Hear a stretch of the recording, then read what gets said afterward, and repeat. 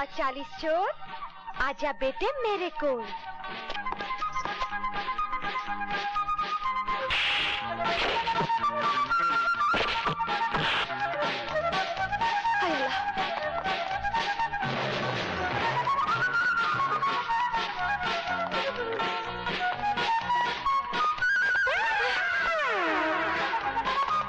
अली बाबा 40 चोर, आ जाओ बच्चों मेरे कोल।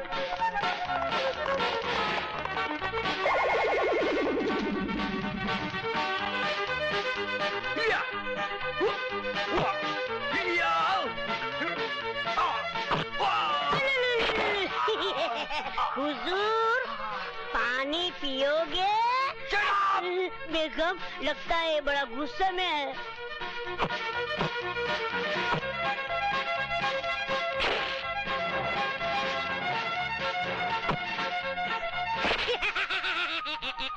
हुजूर, उस्ताद की कैसी लगी?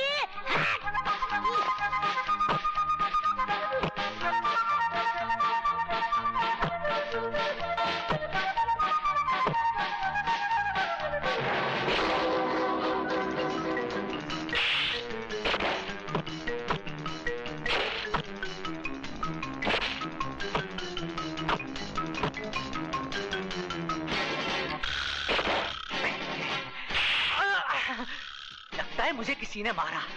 हाँ मारा। कैसे? अली बाबा 40 चोर, आजा बच्चे मेरे कोल। आजा बच्चे। तो मैं नहीं आता, तू चप्पल से मारती है।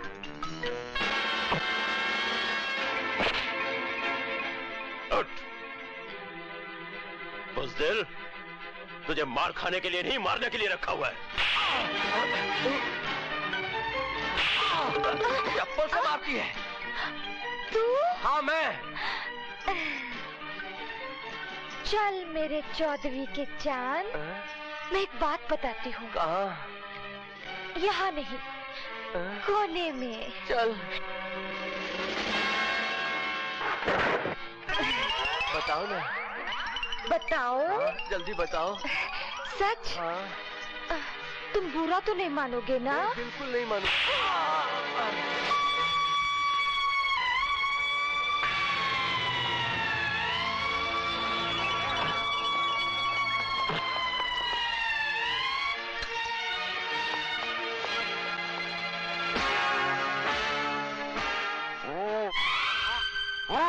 राणा साहब आप?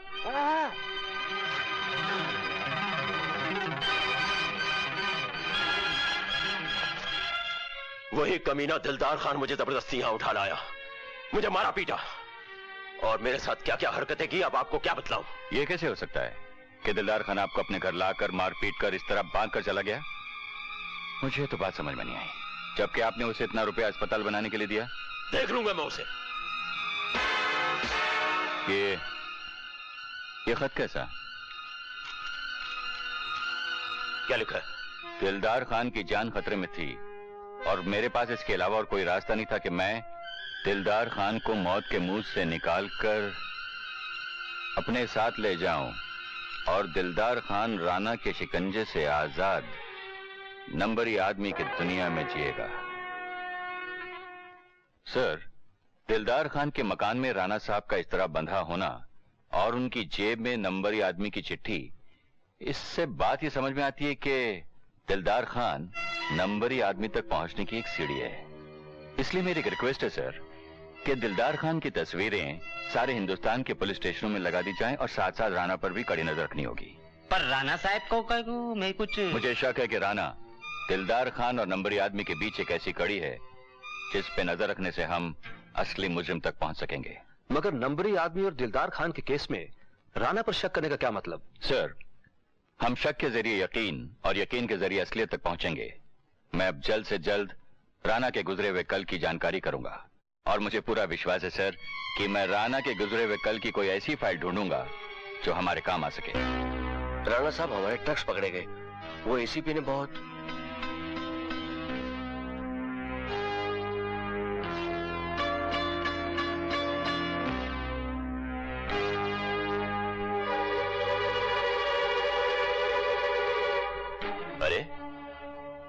आप लोग अचानक इंडिया में, ना कोई टेलीफोन ना खबर। एनीवे, आप लोगों को देखकर बड़ी खुशी हुई। मगर हम लोग सिर्फ फायदा होने पर ही खुशी मनाते हैं मिस्टर राणा। तुमको हमारा माफिया के ऑर्गेनाइजेशन इंडिया अंडरवर्ल्ड का चीफ बनाया है। तुम हमारा करोड़ों का नुकसान किया, इसलिए हम लोग तुमको चीफ का कुर्सी से हटाने को आया। नहीं नहीं डॉन साहब, ऐसा मत कीजिए। मेरे रास्ते में रोड़े अटकाने वाला है एसीपी विजय प्रताप, जिसकी मौत के धागे में पहले ही बुन चुका हूं। ये देखिए, पुलिस का एक फुटबॉल का मैच होने वाला है और फुटबॉल के अंदर मैंने एक बॉम्ब छुपा कर रखा हुआ है, जिसका रिमोट कंट्रोल मेरे हाथ में होगा।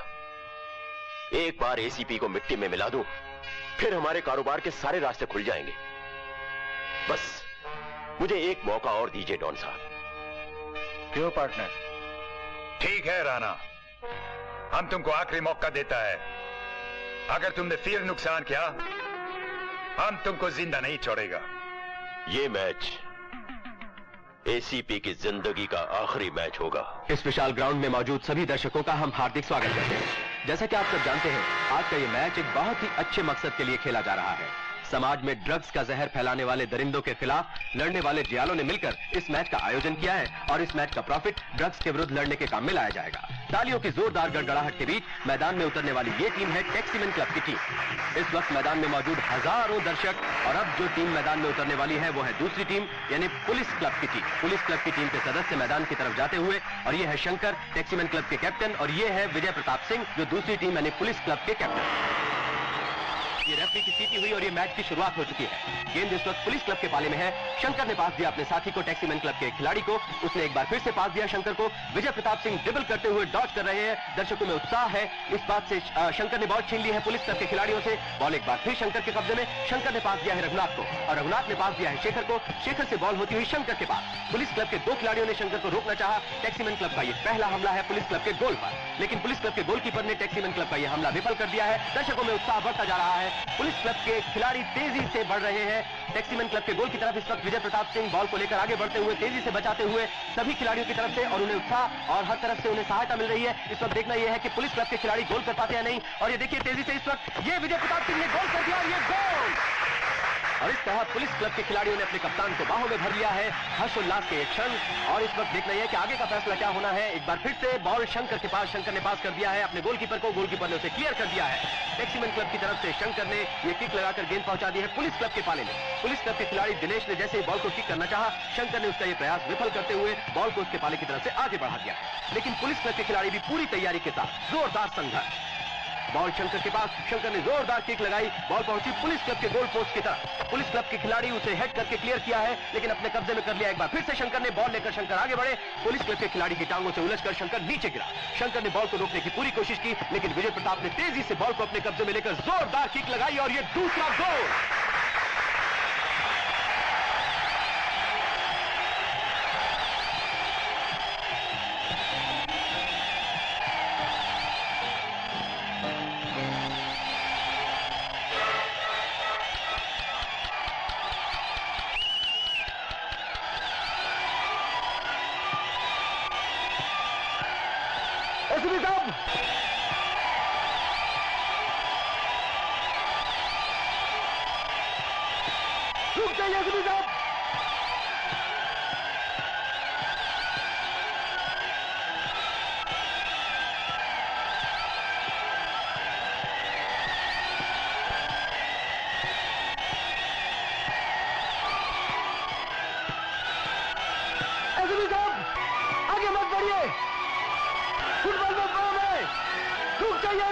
खेल में क्षण प्रतिक्षण बढ़ता रोमांच। गेंद इस वक्त पहुंच चुकी है पुलिस क्लब के खिलाड़ी के पास।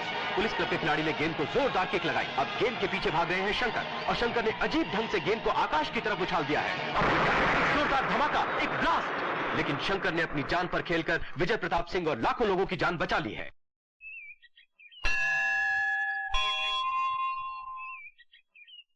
भगवान, तेरे ही कृपा से मैं सुहागन हुई, और आज तेरे ही नाम के एक आदमी ने मेरे सुहाग को बचाकर मुझे सुहागन होने का सौभाग्य दे दिया।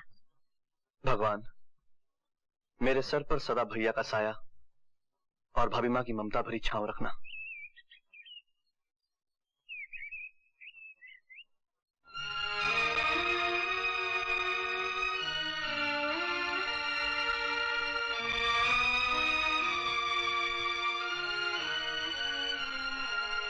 क्या बात है राज? तुम कुछ बोलते क्यों नहीं? राज, कौन है ये भाभी माँ, ये पारो भाभी माँ। वही भाभी माँ जिनका तुम्हारे सास के साथ नाम लेते हो? हाँ, वही भाभी माँ। और भाभी माँ, ये वही पारो है जिसे तुमने मुझे माफी मांगने को कहा था। अच्छा, मगर लगता है तुमने इससे माफी नहीं मांगी, हमारे घर के लिए इसे भी मांग लिया।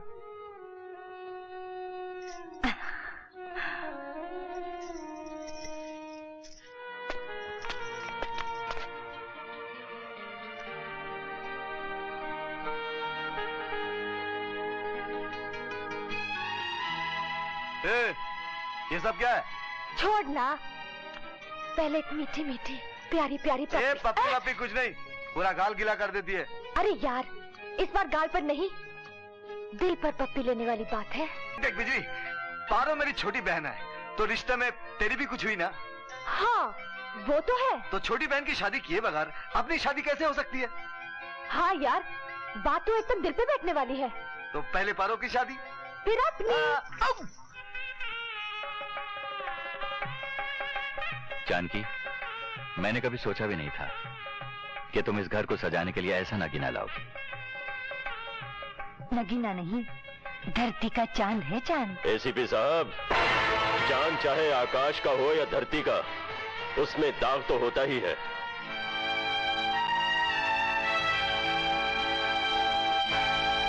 और फिर ये चांद तो सर से पांव तक दागी है। राणा साहब, आप जानते हैं आप क्या कह रहे हैं? जी हाँ, मेरी बेटी का रिश्ता ठुकराकर जिस चांद से आप अपने घर का आंगन जगमगाना चाहते हैं, वो चांद सिर्फ तमाशबीनों की महफिलें ही जगमगा सकता है। राणा साहब, अगर आप इस घर में मेहमान ना होते तो आप जिंदगी भर पछताते रहते कि कुदरत ने आपके साथ कितना गंदा मजाक किया है।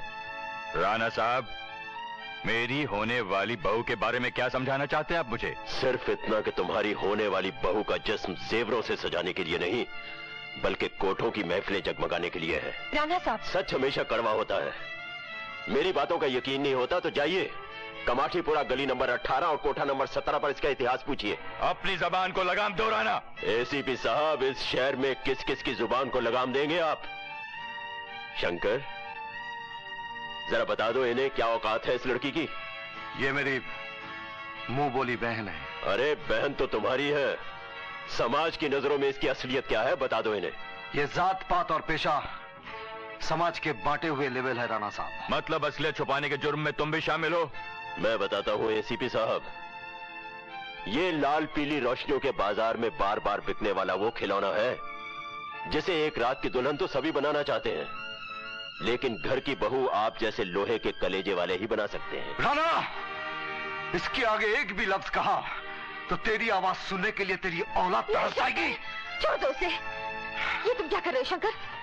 अरे आज तो हाथ आशीर्वाद देने के लिए उठते हैं, लड़ाई झगड़े के लिए नहीं। सच्चाई की बिजली गिरती है तो आदमी इसी तरह झुलस उठता है। जानकी, क्या तुम ये सब जानती थी या राज ने तुमसे छुपाया? बोलो जानकी, बोलो, क्या तुम जानती थी कि पारो का खानदान कौन सा है? उसके माँ बाप कौन है? बोलती क्यों नहीं जानकी? इस तरह से तिल मिलाने का कोई फायदा नहीं एसीपी साहब। कोठे पर पलने वाली औलाद की ना तो कोई मां होती है और ना ही कोई बाप। भिखारी की झोली में पड़ा हुआ सिक्का किसका है वो भिखारी भी नहीं जानता। राणा साहब, मैं हूं वो जन्म जली मां इस बदनसीब बच्ची की, जिसे मैं आज तक बता नहीं पाई कि इसका बाप कौन है। मगर राणा साहब, अब आप मुझसे पूछिए कि कौन है वो जन्म जला जिसने इस फूल जैसी बच्ची को जन्म दिया। मुझसे पूछिए राणा साहब कि इसकी रगों में मेरे साथ किस गंदे बाप का खून दौड़ रहा है। पूछिए राणा साहब, कौन है वो यश जिसकी अय्याशी आज मेरी बेटी के माथे पर गुमनामी का दाग बन के रह गई। पूछिए, पूछिए राणा साहब, मेरी झोली में फेंका गया ये सिक्का किस समीरजादे का है। राणा साहब, वो भिखारी की झोली तो मैं हूं, लेकिन उसमें उछाला हुआ सिक्का आपका है, आपका राणा साहब। जी हाँ, और उसका सबूत है चंदनपुर का वो अस्पताल जहां आज भी पारो के बाप के नाम की जगह आपका नाम लिखा है। आपका। बदसात, 2 कौड़ी की नचनिया, बंद कर अपनी जुबान को। क्यों? क्योंकि आज ये जुबान भरी महफिल में आपका दामन तार तार करने पर उतर आई है, इसलिए। एसीपी साहब, ये हमारी बेटी है, लेकिन इसमें इसका कोई कसूर नहीं है। गुनहगार मैं हूँ, इसका ये बाप है। हरामखोर, तूने और तेरी बेटी ने दुनिया की नजरों में मुझे गिराने का अच्छा नाटक रचा है। तुझे इसका भुगतान देना पड़ेगा। याद रखना, तुझे इसका भुगतान देना पड़ेगा। राणा साहब, आपने अपनी बेटी का रिश्ता तो तोड़ दिया, मगर हमारे बाजार की रस्म मत तोड़िएगा। हमारे कोठे की दुनिया में जब कोई लड़की जवान होती है तो उसके नथ उतारने की रस्म की जाती है, और इस पहली रात के लिए आप जैसे अय्याश शौकीन इंसान अच्छी खासी रकम दे जाते हैं। इस रकम में पैदा करने वाले बाप का भी बराबर का हिस्सा होता है। तो आप भी कोठा नंबर 17 में आकर अपना हिस्सा जरूर ले जाइएगा राणा साहब।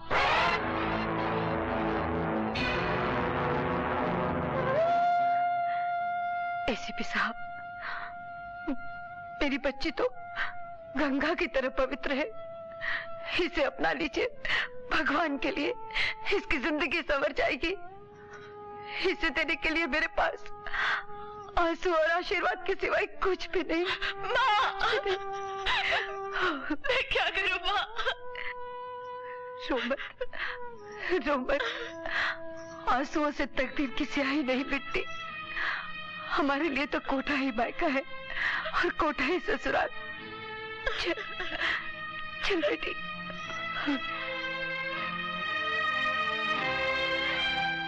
हैरी,